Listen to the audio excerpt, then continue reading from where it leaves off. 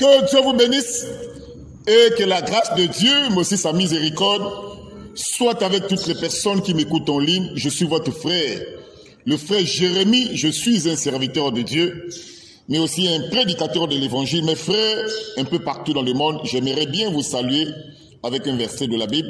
Nous sommes dans 2 Timothée, chapitre 3, à partir du verset 1, il est écrit: « Sache que dans les derniers jours, il y aura des temps difficiles, car les hommes seront égoïstes, amis de l'argent, fanfarons, hautains, blasphémateurs, rebelles à leurs parents, ingrats, irréligieux, insensibles, déloyaux, calomniateurs, intempérants, cruels, ennemis des gens de bien, traîtres, enflés d'orgueil, aimant le plaisir plus que Dieu. » Mes frères, dans 2 Timothée chapitre 3, que je viens de vous lire à partir du verset 1, nous parle des comportements des hommes dans ces temps de la fin.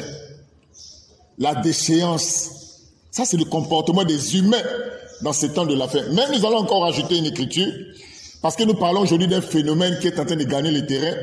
Nous, en tant que des hommes de Dieu, c'est-à-dire des sentinelles, conformément à Ézéchiel chapitre 33, nous sommes appelés à avertir le peuple de Dieu du danger qui est en train de guetter aujourd'hui la jeunesse.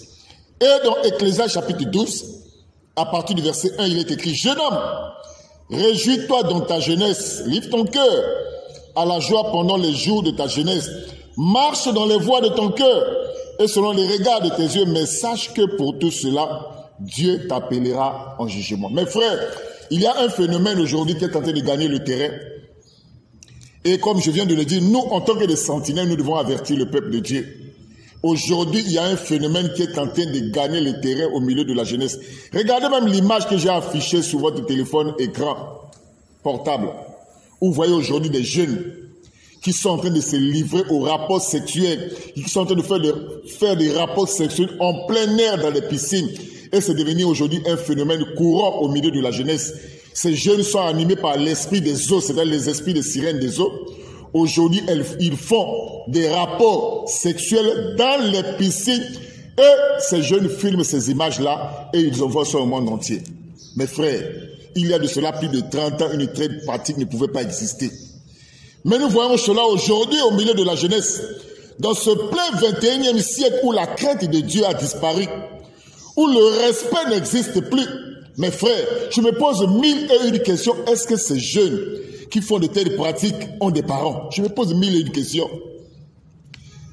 Nous, dans le passé, on avait l'habitude d'aller dans les piscines, mais pas pour aller faire des rapports sexuels.